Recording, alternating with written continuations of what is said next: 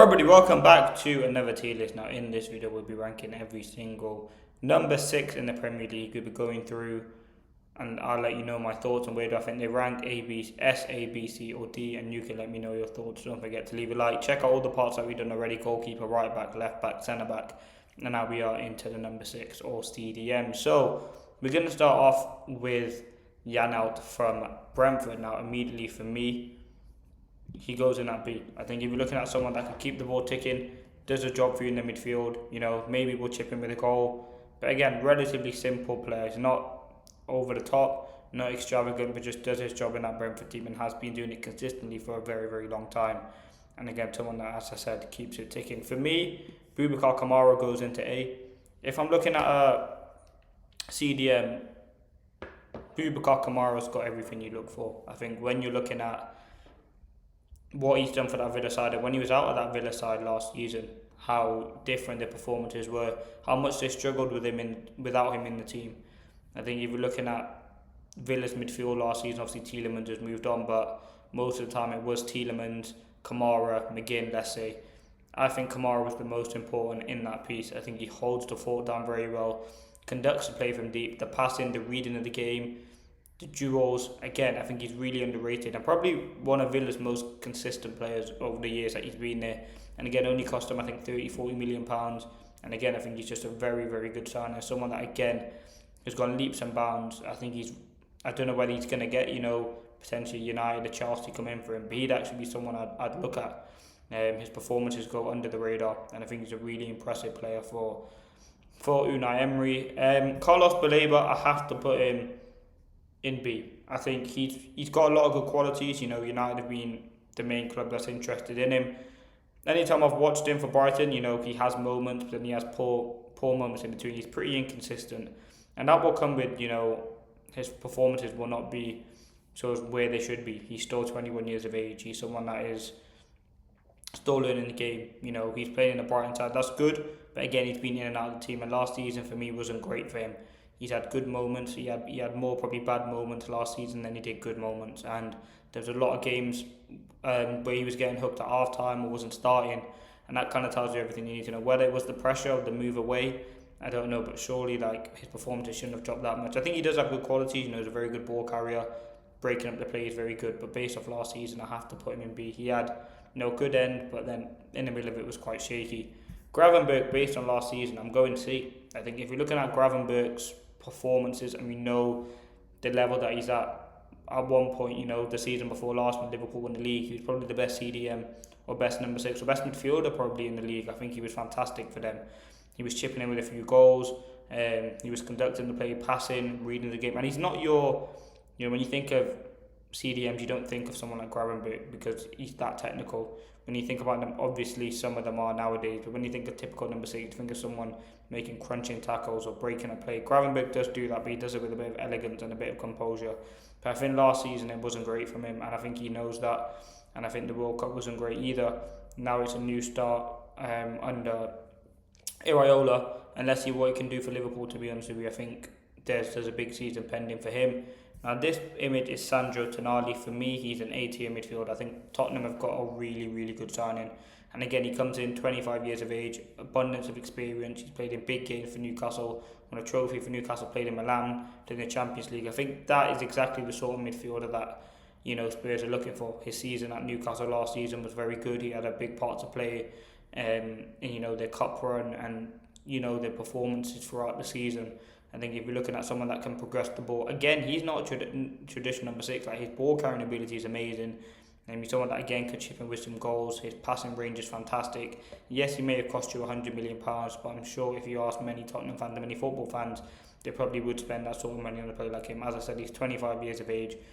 He's got a lot more left in the tank. And again, he's had that Premier League experience, so it kind of does make sense. So, yeah, I think he'd be a great signing for Tottenham in that midfield. And again, they spend big on him.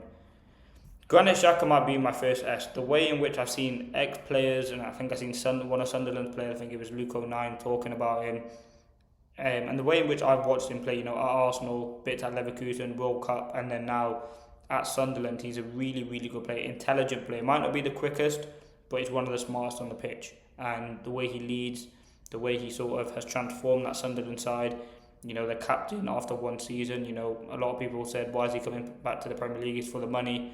But again, I think he's been a very good signing. And one of the reasons why they got into Europe, I think he's a fantastic player. I mean, yes, he had his up and downs at Arsenal, but I think for me, you're looking at Sunderland's best ever signing. That's what a lot of fans were saying last season. So he's held in high regard. I think he's proven himself at Sunderland, and I think, as a captain, as a player, he's very, very good, can read the game, can score a goal, always telling players where to go. Yeah, for me, first one that goes in S. Sangare for me is an A. When I watched Nottingham Forest last season, his partnership with Elliot Anderson they were very good. They were very compatible. I think if you're looking at, I would say the two number 8s, Anderson and Sangare, but Sangare was the deeper one. I think, both had great engines, both go forward, both great passing range, but Sangare for me was an unbelievable player, and someone that has done so much in the time that he's been in the league. And again, he's done putting some good performances, very solid number 6. Now, obviously Newcastle's number 6, they've lost Tonali, they've lost Guimaraes. I think Lewis Miley will be that. He's more the deeper player. He has played at right back obviously before, but for me, B. I think if I'm looking at Lewis Miley, probably didn't play many games last season.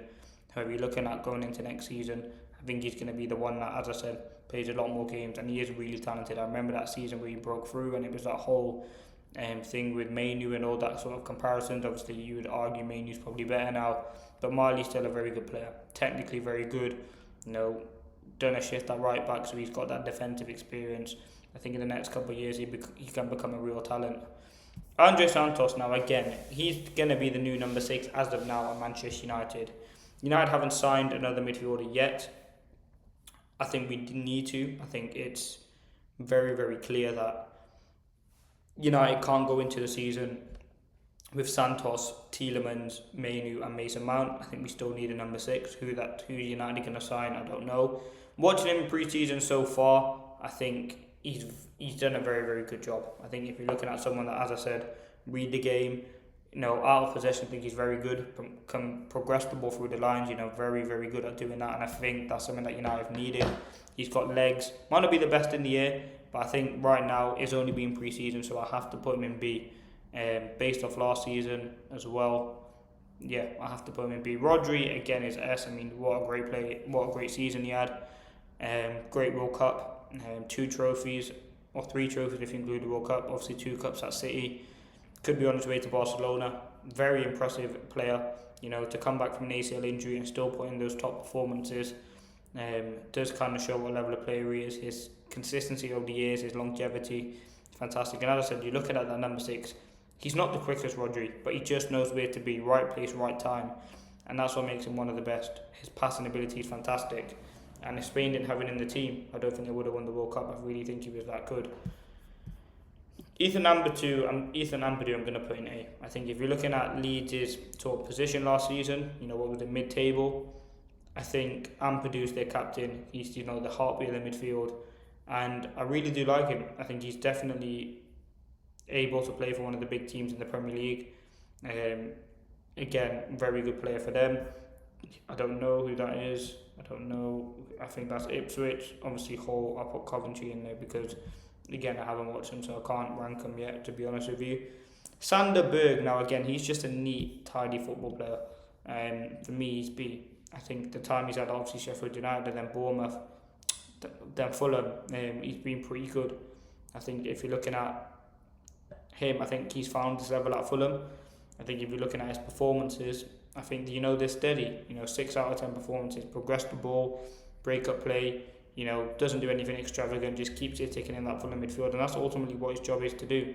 Now again, with the new manager coming in, will he start every single game? Probably. Will Arbeloa look to bring in a few more midfielders? Potentially. Does that mean, Sanderberg's position or future is in doubt? I don't know. I still think he is a quality player and will probably play next season. James Garner, again, I think he's B. I think I was very, very impressed by James Garner. I think very, very good midfielder. Someone that, again, has played games at right back, but again, he can hold down the fort in that team. And again, if I'm looking at, consistency, if I'm looking at, availability, James Garner's got it, and I think he's a really, really good player. And I think Man United potentially made a mistake selling him. I don't think he was ready to be in the first team. But again, it should have been with a buyback or a loan. But yeah, very good player. He's playing game in, game out in the Premier League, getting goals, getting assists. Really, really important player for David Moyes. Zubamendi last season, I probably have to put in B. Last season, I believe, was his first season in the league. Some of it was decent, and then towards the end, it kind of fizzled out. He wasn't starting games. The fact that he didn't start the Champions League, your £50 million CDM over Lewis Skelly, who's relatively inexperienced and still coming through, was quite a big statement by Mikel Arteta. But he was obviously won the league. He did play every single game last season for Arsenal in the league. Obviously, a lot of them were 90 minutes, but a lot towards the end were cameos. Again, I think he's a decent player, but basically, yeah, have to put him in B. Caicedo, you have to put in S. I think if you're looking at consistency, you're looking at the way in which he, yes, he came in for a lot of money, but the impact that he's had on that team is game changing. And yes, he hasn't won the trophies. I'm sure they will come. He's still only 24 years of age, and again, the 3 seasons he's been at Chelsea, he's played a lot of games, a lot of good performances. The big games he tends to show up. And again, what Chelsea are going to do, they need leaders in the midfield. Whether that's a 2 they play or a 3, Caicedo's definitely going to be one of them, and he's going to be a very important player. Tyler Adams, I have to put in B. I think if I'm looking at Tyler Adams' performances, they're not anything special. He's a decent player. No, I think Bournemouth is his level. I've seen links to United. I don't think that would make sense. I don't think he's good enough for that move. But yeah, let's see what happens. Adam Wharton is A. For me, Adam Wharton, a very, very good player. If you're looking at someone who can get forward, but also make a very decisive line-breaking pass, his passing ability and his weight of pass is unbelievable. I think he really is, a top player and someone that, could very well get better with age, which I think he will. And if he doesn't go to a big Premier League club next season, I'm sure it'll probably be the season after. But yeah, what a player Palace have. But yeah, let me know your thoughts in the comments on the midfield. Who would you rank higher? Who would you rank lower? And I'll catch you in the next one.